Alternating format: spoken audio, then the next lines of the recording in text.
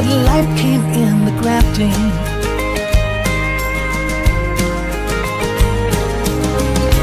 This life is a golden opportunity to give. સવારે પ્રભુ ઈસુ ખ્રિસ્તના નામમાં આપ સર્વને આવકારું છું અને સલામ પાઠવું છું.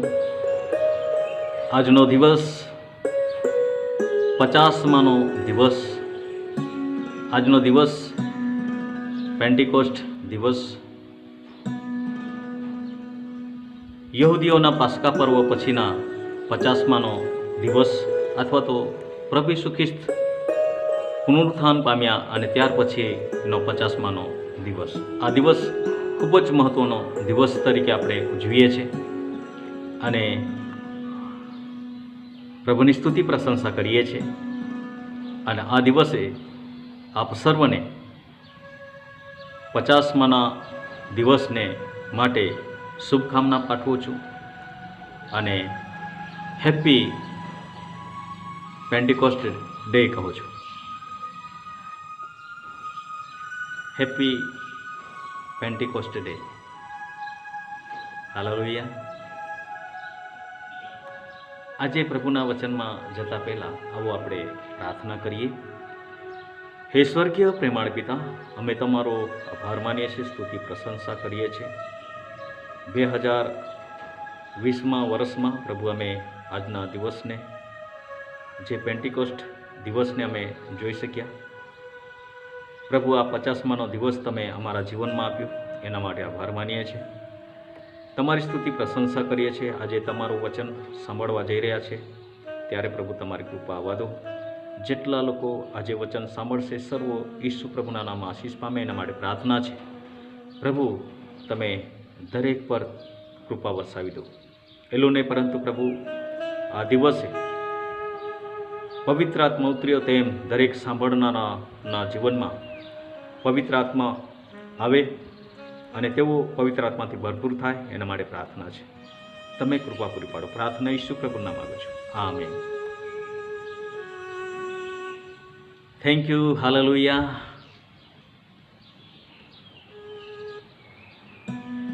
ફરીથી આપ સર્વને સલામ પાઠવું છું. આજે ઐતિહાસિક દિવસે જે બનાવ બન્યો તે હું વાંચી સાંભળવા માગું છું. અને એટલું જ નહીં પરંતુ પવિત્ર આત્માનું સામર્થ આપણા માટે શું કરે છે એ બાબત સંબંધી આપ સમક્ષ વચનો લાવવા માગું છું. તો સૌપ્રથમ વચન વાંચું છું. પ્રેરિતોનું કૃત્યો તેનો 2 અધ્યાય અને 1 થી 4 કલમ. 50માનો દિવસ આવ્યો તે વખતે તેઓ સર્વ એક સ્થળે એકઠા થયા હતા. ત્યારે આકાશમાંથી એકાએક ભારે આંધીના ઘૂંઘવાટ જેવો અવાજ આવ્યો અને તેઓ જ્યાં બેઠા હતા તે આખું ઘર ગાજી રહ્યું. અગ્નિના જેવી છૂટી છૂટી પડતી જીભો તેઓના જોવામાં આવી અને તેઓમાંના હરેક ઉપર એક એક બેઠી. તેઓ સર્વ પવિત્ર આત્માથી ભરપૂર થયા અને આત્માએ જેમ તેઓને બોલવાની શક્તિ આપી તેમ તેઓ અન્ય ભાષામાં બોલવા લાગ્યા. એટલું નહીં પરંતુ પ્રેરિતોનો કૃત્યો 1 અધ્યાય ને 8મી કલમ. પણ પવિત્ર આત્મા તમારા પર આવશે ત્યારે તમે સામર્થ્ય પામશો અને યરુશલેમમાં, આખા યહૂદિયામાં, શમરોનમાં તથા પૃથ્વીના છેડા સુધી તમે મારા સાક્ષી થશો. પ્રભુ વાંચેલા વચનને આશીષ કરો. બોલો આમેન.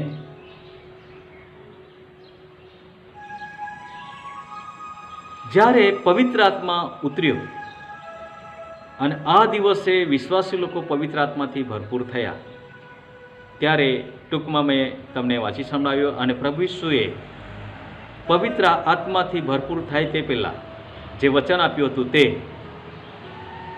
એણે એવું કીધું, પવિત્ર આત્મા તમારા પર આવશે ત્યારે તમે સામર્થ્ય પામશો અને યરુશલેમમાં, આખા યહૂદિયામાં, શમરોનમાં તથા પૃથ્વીના છેડા સુધી તમે મારા સાક્ષી થશો. ખરેખર આજના દિવસે પ્રભુનો આત્મા 120 લોકો પર ઉતર્યો.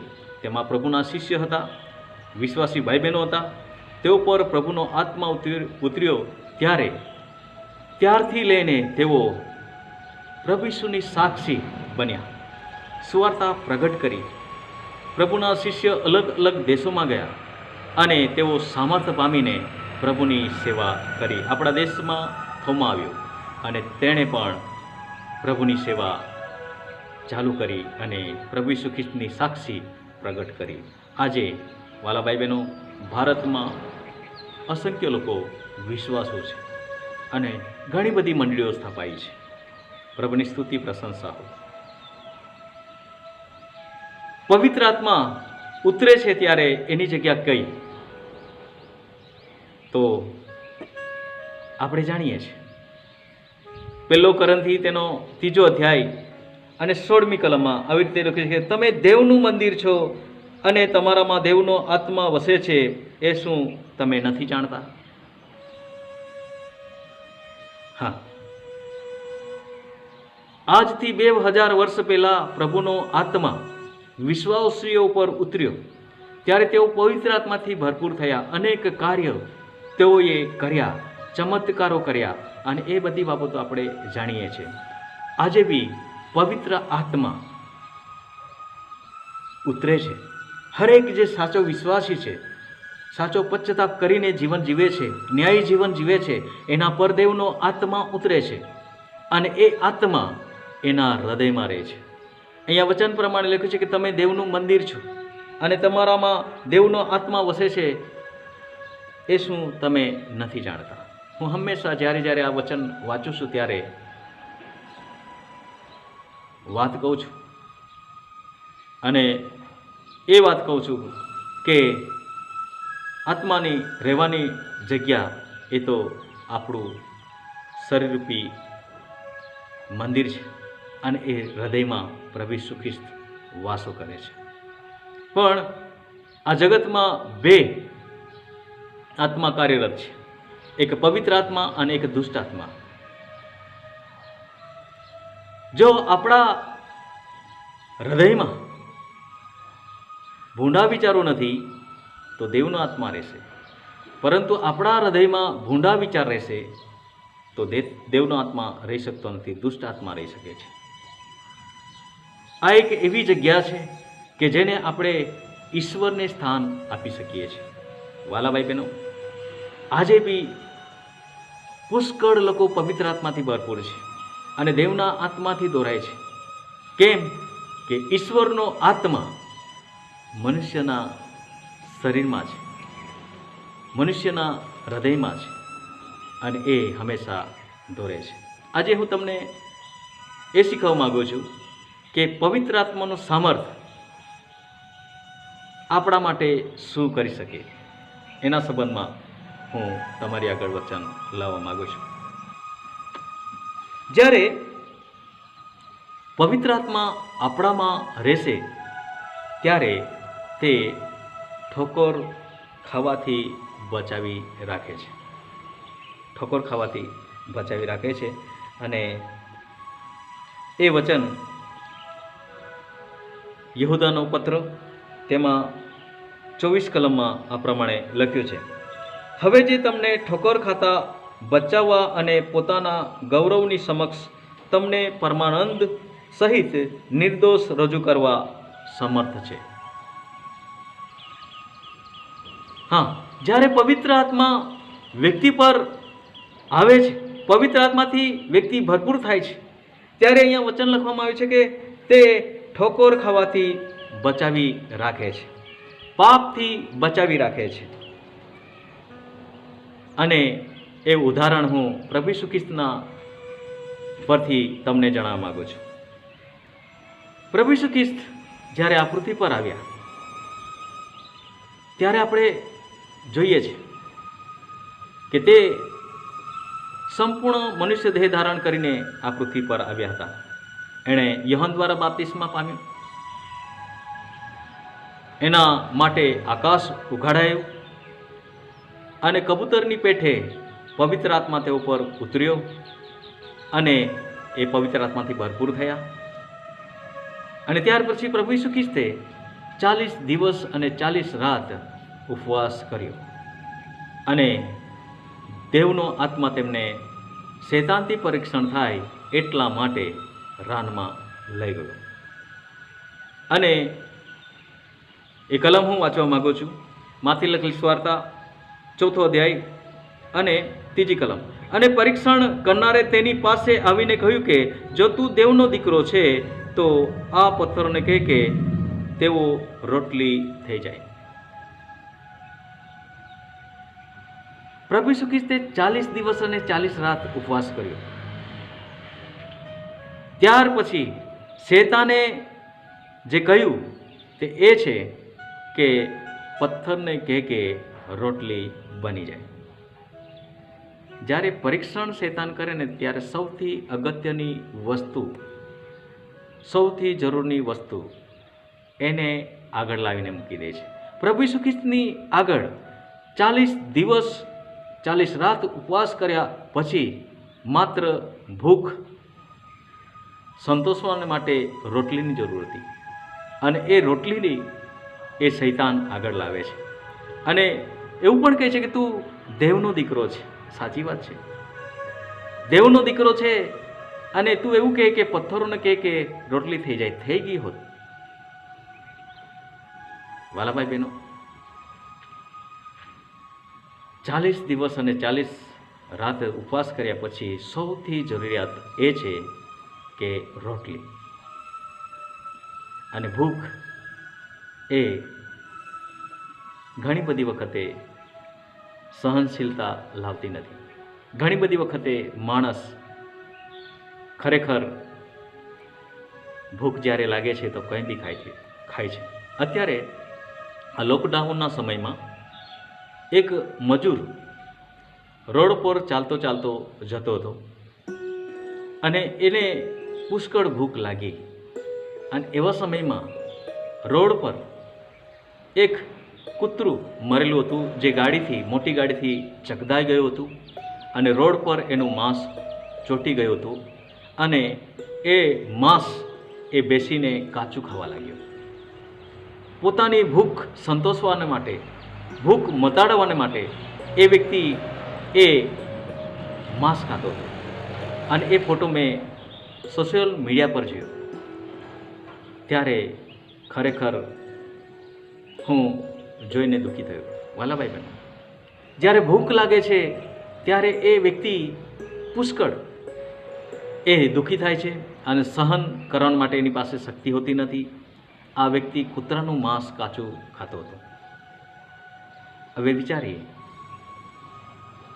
એ કેટલા દિવસનો ભૂકો હતો એ હું જાણતો નથી, પણ પ્રભુ ઈસુ ખ્રિસ્ત તો 40 દિવસ ને 40 રાત એણે ખાધું નથી. તે સમયમાં રોટલીની જરૂર છે અને એવા સમયમાં શેતાન આવીને શું કહે છે કે તું પથ્થરને કે રોટલી થઈ જાય. થઈ જતે. પણ પ્રભુ ઈસુ ખ્રિસ્ત પવિત્ર આત્માથી ભરપૂર હતા અને એટલા માટે શેતાનની વાત માન્યા ન હતા. પવિત્ર આત્માનું સામર્થ્ય એ જ છે કે જે વિચાર લાવે છે શેતાન, પરંતુ એ વિચારને આપણે અનુસરતા નથી. આજે શેતાન આપણને દેખાશે નહીં, એ વિચાર જ લાવશે અને એ વિચાર ખરેખર આપણે એ વિચાર જો માની જઈશું તો શેતાનની વાત માન્યા બરાબર છે. એ દેવના વિરુદ્ધની વાત, દેવના વચનોની વિરુદ્ધની વાત કરશે અને ખરેખર એ શેતાન આવી રીતે પરીક્ષણમાં પાડે છે. હવે પ્રભુ ઈસુ ખ્રિસ્ત જો દેવનો દીકરો છે એને જો પરીક્ષણમાં પાડતો હોય તો આપણું પરીક્ષણ કેમ ન થાય? શેતાનથી થશે. જ્યારે જે જરૂર છે એ જ વાત, એ જ બાબત આપણે આગળ લાવશે. અને પ્રભુ ઈસુ ખ્રિસ્ત તો પવિત્ર આત્માથી ભરપૂર હતો અને એટલા માટે તેણે વચન પણ કીધું અને એ વચન આપણે અહીંયા જોઈ શકીએ છીએ 4 અધ્યાય અને 4 કલમમાં. પણ તેણે ઉત્તર દીધો કે એમ લખેલું છે કે માણસ એકલી રોટલીથી નહીં પણ હરેક શબ્દ જે દેવના મોંમાંથી નીકળે છે તેથી જીવશે. અહીંયા તાત્કાલિક જરૂરિયાત રોટલીની હતી, પરંતુ શેતાન કહે છે, શેતાન વિચાર આપે છે, એ વાત પ્રભુ ઈસુ ખ્રિસ્ત ન માન્યો. એટલા માટે કે પવિત્ર આત્માથી ભરપૂર હતો અને તેણે તો વચન તેમની આગળ રજૂ કર્યું. અને એ એવું કહે છે કે માણસ એકલી રોટલીથી નહીં પણ હરેક શબ્દ જે દેવના મોંમાંથી નીકળે છે તેથી જીવશે. આધ્યાત્મિક રોટલી પ્રભુનું વચન છે અને એ પ્રભુ ઈસુ ખ્રિસ્ત બોલ્યા. શેતાન ત્યાંથી, દુષ્ટ આત્મા ત્યાંથી અટકી જાય છે એવું નથી. એને વારંવાર પાપમાં પાડવા માટે આયોજન કરેલું હોય છે. પ્રભુ ઈસુ ખ્રિસ્તને પાપમાં પાડવાને માટે આયોજન હતું તેમનું, પણ પ્રભુ ઈસુ ખ્રિસ્ત પવિત્ર આત્માથી ભરપૂર હતા અને એ જ્યારે તેમની સાથે વાત કરે છે તે બીજી વાત આ પ્રમાણે છે. અને 5મી કલમ, ત્યારે શેતાન બુરજ પર તેને બેસાડે છે અને તેને કહે છે કે તો જો તું દેવનો દીકરો છે તો પોતાને હેઠળ પાડી નાખ, કેમ કે એમ લખેલું છે કે તે પોતાના દૂતને તારા સંબંધી આજ્ઞા કરશે અને તેઓ તને પોતાના હાથ પર ધરી લેશે, રખેને તારો પગ પથ્થર સાથે અફડાય. અહીંયા જુઓ, ફરી કહે છે કે તું દેવનો દીકરો છે અને અહીંયા બુરજ પર લઈ જાય છે અને કહે છે કે અહીંથી નીચે પાડી નાખ, પોતાને તું નીચે પડી નાખ, દેવદૂતોને મોકલશે ને તને ધરી લેશે અને તારો પગ પથ્થર પર ન ઉફડાય, તને ઈજા ન થાય એના માટે ઝેલી લેશે. એક વાત ધ્યાનમાં રાખો, જ્યારે આપણે પવિત્ર આત્માથી ભરપૂર રહીશું, શેતાન અનેક રીતે વિચાર આપશે. અહીંયા બુરજ પર ચડાવીને અમથો પડવા કહે છે. ઘણી બધી વખત આપણું કંઈ લેવા દેવાનું હોતું નથી, પરંતુ એવા કાર્ય આપણે કરીએ છીએ. વાલા ભાઈ બહેનો, અહીંયા બુરજ પર લઈ ગયો અને ઈસુને કહે છે કે તું અહીંથી પોતાને પાડી નાખ. પડવાનું કંઈ લેવો દેવું નથી. વાલા ભાઈ બહેનો, ધ્યાનમાં રાખો, ઘણી બધી વખતે આપણે અમથું નકામું કાર્ય કર્યા કરીએ છીએ. શું એ દેવથી છે? આ શેતાન શું કહેવા માંગે છે? પ્રભુ ઈસુને શું કહેવા માંગે છે? કંઈ જરૂર નહીં હોતું. આજે ઘણા લોકો પવિત્ર આત્માથી ભરપૂર હોતા નથી, ત્યારે શેતાન તેઓ પર ફાવી જાય છે. અનેક વિશ્વાસી લોકો ને શેતાન વિચાર આપે છે કે ભાઈ તું ઉપર ચડી જા, પુલ પર ચડી જા અને હેઠે પડી જા, આત્મહત્યા કરી લે. આ વિચાર શેતાનના છે, આ વિચાર દુષ્ટ આત્માના છે.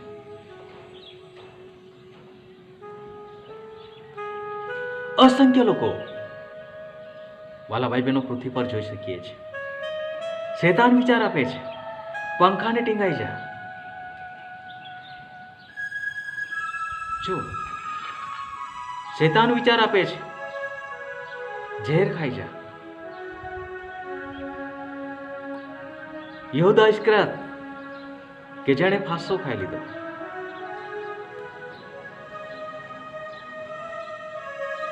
આપણે ઈશ્વરની યોજનાને સમજતા નથી, ઈશ્વરની યોજનાને અનુસરતા નથી, ત્યારે ખરેખર દુષ્ટ આત્મા આપણમાં ફાવી જાય છે. ખરેખર ફાવી જાય છે. અને વાલા ભાઈ બહેનો, આપણે પાપમાં પડીને આપણા આત્માને નાશમાં ધકેલી દઈએ છીએ. પ્રભુ ઈસુ ખ્રિસ્ત તેમને એવું કહે છે અને તે તેમને વચન યાદ દેવડાવે છે. 7મી કલમમાં ઈસુએ તેને કહ્યું, એમ પણ લખેલું છે કે પ્રભુ તારા દેવનું પરીક્ષણ ન કર. વાલા ભાઈ બહેનો, આ પૃથ્વી પર આપણે જીવન જીવીએ છીએ, અનેક રીતે પરીક્ષણ શેતાન કરે છે, દુષ્ટ આત્મા કરે છે. પણ જ્યારે આપણે પવિત્ર આત્માથી ભરપૂર રહીશું, પ્રભુ ઈસુ ખ્રિસ્ત પવિત્ર આત્માથી ભરપૂર રહ્યો, ત્યારે એણે કીધું કે પ્રભુ તારા દેવનું પરીક્ષણ ન કર. પરીક્ષા કરવાની કોઈ જરૂર નથી. આમતું આપણે પરીક્ષણમાં પડવાની જરૂર નથી. અને ત્રીજું પરીક્ષણ પણ એણે કર્યું પ્રભુ ઈસુ ખ્રિસ્ત પર, અને તે એ છે 8મી કલમ. ફરીથી શેતાન તેને ઘણા ઊંચા પહાડ ઉપર લઈ જાય છે ને જગતના સગળા રાજ્ય તથા તેઓનો મહિમા તેને દેખાડે છે, અને તેને કહે છે, જો તું પગે પડીને મારું ભજન કરે તો આ સગળા હું તને આપીશ. હવે પવિત્ર આત્માથી ભરપૂર વ્યક્તિ હોય ત્યારે આંખોની લાલસાથી વ્યક્તિને પાપમાં પડાવવા માટે શૈતાન દુષ્ટાત્મા કામ કરે છે. પ્રભુ ઈસુ ખ્રિસ્ત પવિત્ર આત્માથી ભરપૂર હતા, અને અહીંયા દેખાડે છે, બતાવે છે, ઊંચા પહાડ પર લઈ જાય છે કે જ્યાં આખી રીતે જોઈ શકાય, અને એ બધું બતાવ્યા પછી કહે છે કે તું પગે પડીને મારું ભજન કરશે તો હું આ બધું તને આપીશ. હવે એનો મતલબ એ થયો કે શૈતાન પાસે બી કંઈક તો છે. શૈતાનના હાથમાં બી છે, અને રાજાઓનો રાજા, પ્રભુનો પ્રભુ, દેવના દીકરાને કહેતો હોય કે તું મારે પગે પડીને ભજન કરશે તો આ બધું તારું થશે. વાલા ભાઈ બહેનો, આજે શૈતાન એવી રીતે આપણ સર્વને, જે પવિત્ર આત્માથી ભરપૂર છે એવા લોકોને દુષ્ટ આત્મા પરીક્ષણમાં પાડે છે. કેવી રીતે? તો આ જગતમાં જે જોઈએ છે તે સારું લાગે, અને જોવામાં સારું લાગે, સ્વાદમાં કદાચ સારું લાગે, એવી વસ્તુ જોઈને ઘણા બધા લલચાઈ જાય છે.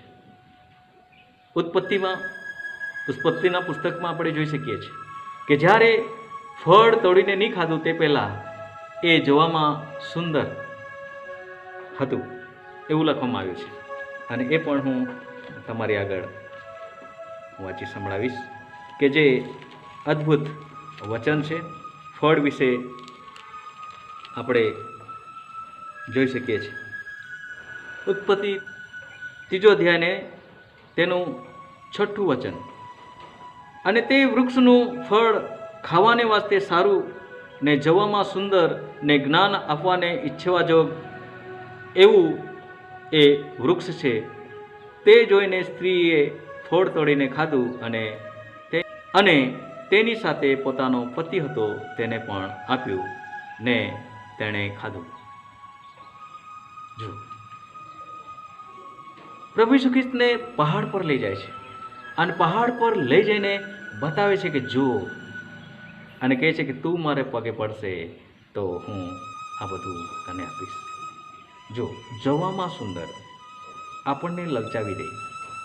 આજે ઘણા પુરુષો જોઈને લલચાઈ જાય છે. શૈતાન બતાવે છે.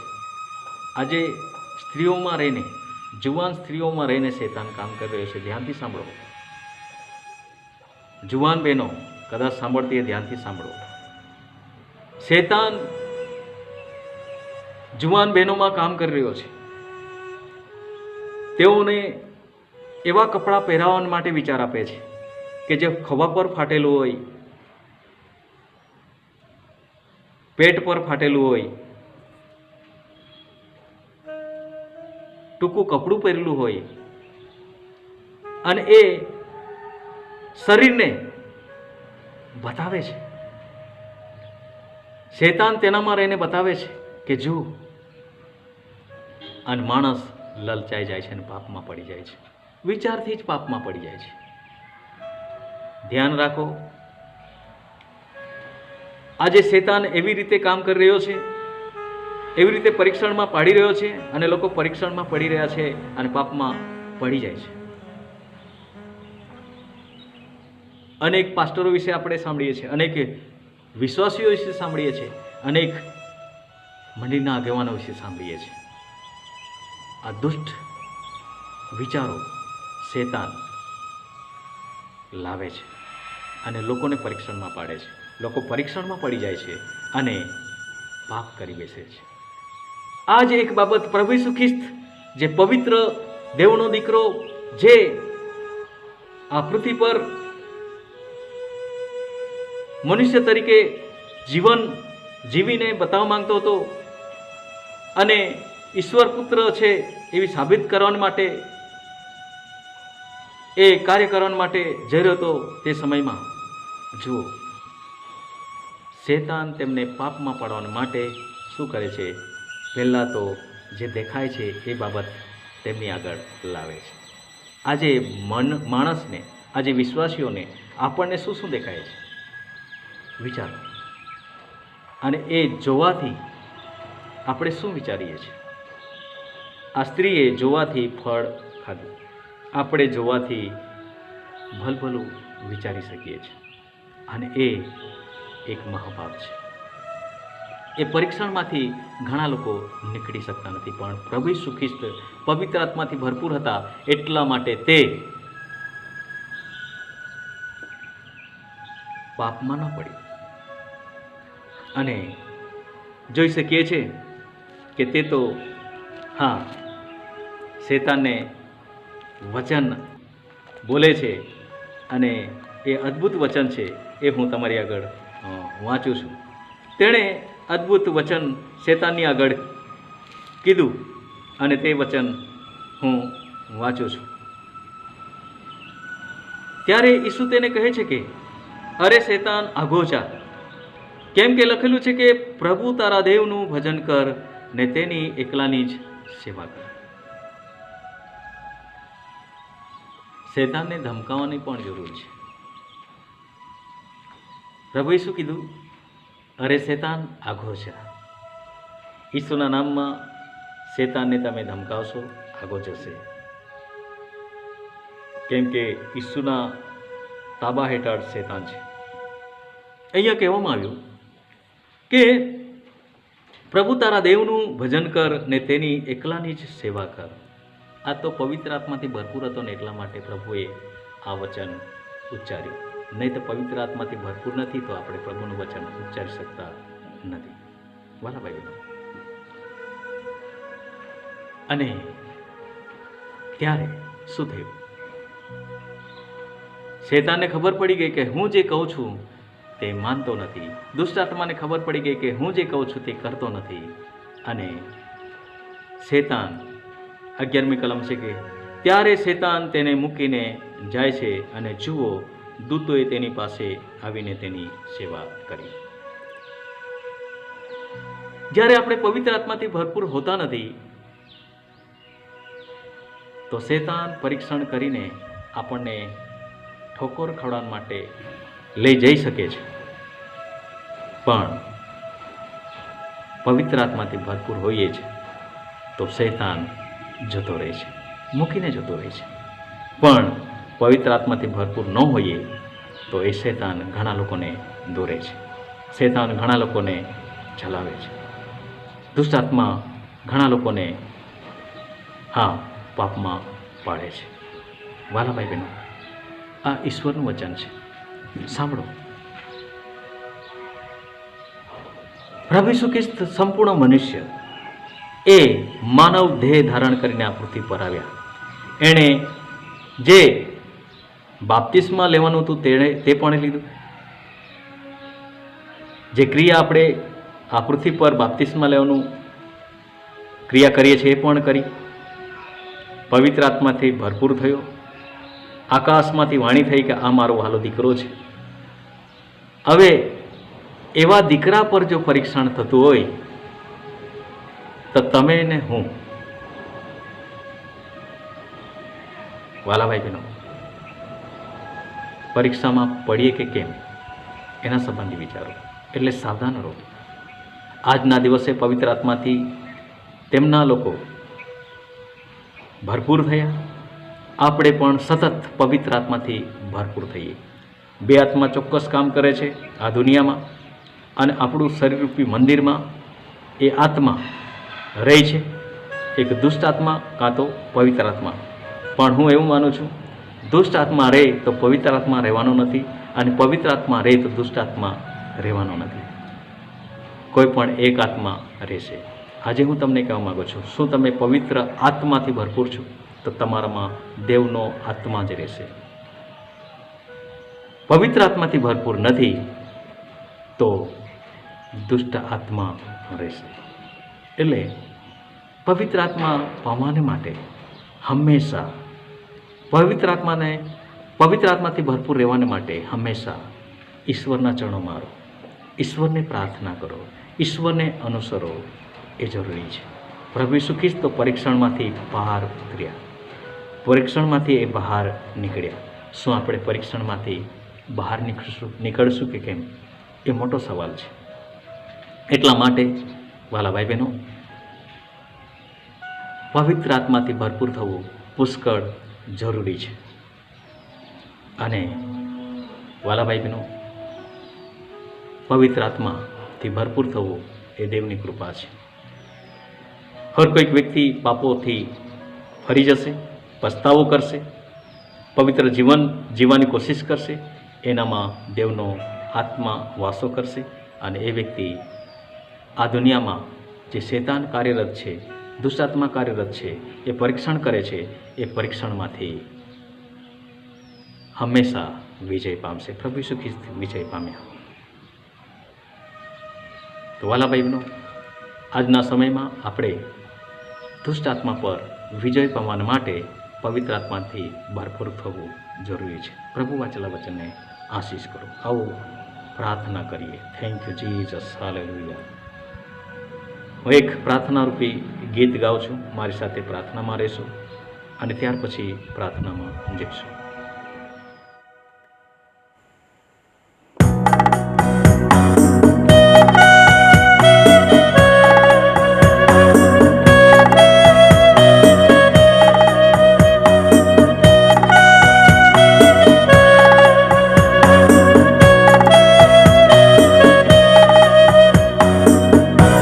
पवित्र आत्मा मुझको तू चला, तेरी राह पर चलता रहूं मैं सदा. पवित्र आत्मा मुझको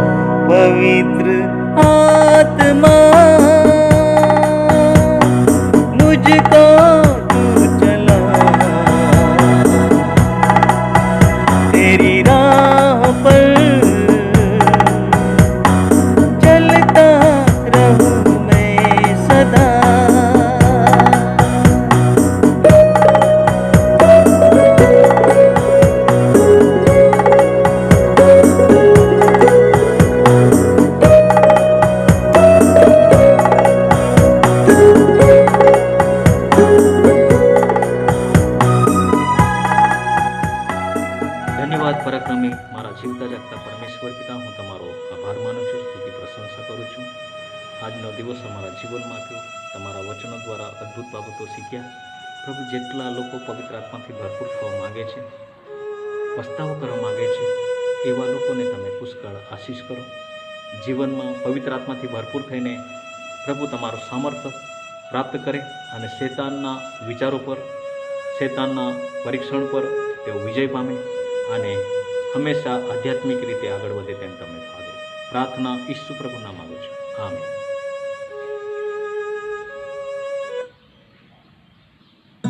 થેન્ક યુ. હાલેલુયા. ફરીથી મળીશું. પ્રભુ તમને